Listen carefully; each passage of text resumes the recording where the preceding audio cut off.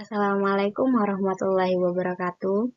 Perkenalkan, nama saya Iza Ashfa Mentari. Saya dari Poltekkes Kemenkes Bengkulu, jurusan Analis Kesehatan 2B D3 Teknologi Laboratorium. Baiklah, di sini saya akan menjelaskan tentang identifikasi nyamuk. Nah, untuk yang pertama yaitu klasifikasi. Untuk klasifikasi nyamuk termasuk kingdom Animalia, kelas Insecta, ordo Diptera, dan famili Culicidea. Famili Culicidea dibagi dalam 3 tribus.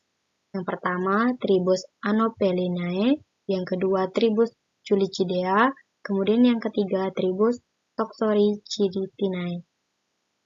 Nah, nyamuk dapat hidup sampai ketinggian 4.200 meter di atas permukaan laut Kashmir dan sampai 115 meter di bawah permukaan laut India Selatan.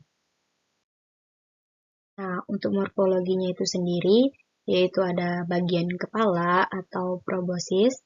Nah, untuk betina, itu untuk menghisap darah, sedangkan jantan untuk menghisap bahan-bahan cair. Nah, kemudian di kiri proboscis terdapat 2 palpus. Nah, kemudian ada bagian antena. Nyamuk jantan berambut lebat, pulmos, sedangkan nyamuk betina berambut jarang atau pilos. Seperti di bawah gambar.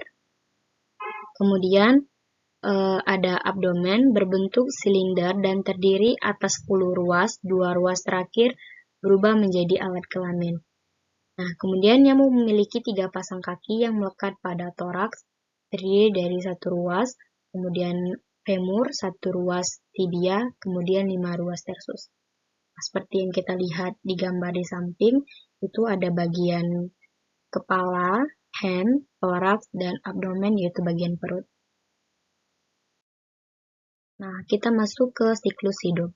Nah, untuk siklus hidup nyamuk itu sendiri, metamorfosis sempurna, yaitu telur, larva, pupa, kemudian berubah menjadi dewasa, hidup di darat atau udara. Nah, untuk peletakan telur itu sendiri bisa kita lihat di gambar, yaitu di gambar A merupakan telur Anopheles. Dia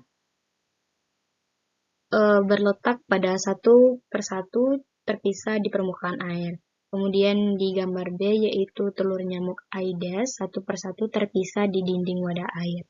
Kemudian yang ketiga telur Culex berlekatan membentuk rakit di atas permukaan air. Kemudian yang terakhir yaitu di gambar bagian D yaitu Mansonia. Berlekatan diletakkan di balik daun tumbuh-tumbuhan air. Nah, kemudian setelah itu 2-4 hari telur menetas menjadi larva yang mengambil makanan dari tempat perindukannya. Kemudian larva terdiri dari stadium 1-4 berlangsung sampai 6-8 hari pada culik dan Aedes, dan pada untuk Mansonia kurang lebih 3 minggu. Nah, kemudian larva berubah menjadi pupa. Nah, pupa itu sendiri tidak makan, tapi memerlukan oksigen yang diambilnya melalui tabung pernapasan. Kemudian berubah menjadi dewasa dalam 1-3 hari. Nah, untuk pupa jantan menetas terlebih dahulu menjadi nyamuk. Kemudian dia tidak pergi, dia menunggu nyamuk betina untuk kopulasi. Nah, sedangkan nyamuk betina menghisap darah untuk pembentukan telur. Nah, bisa kita lihat di gambar di samping. Di sini ada telur,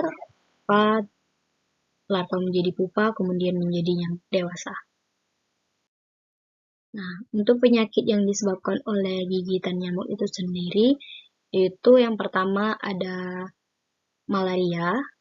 Malaria adalah jenis penyakit yang disebabkan oleh parasit dari gigitan nyamuk Anopheles dan bahayanya pun cukup serius seperti penyakit infeksi lainnya.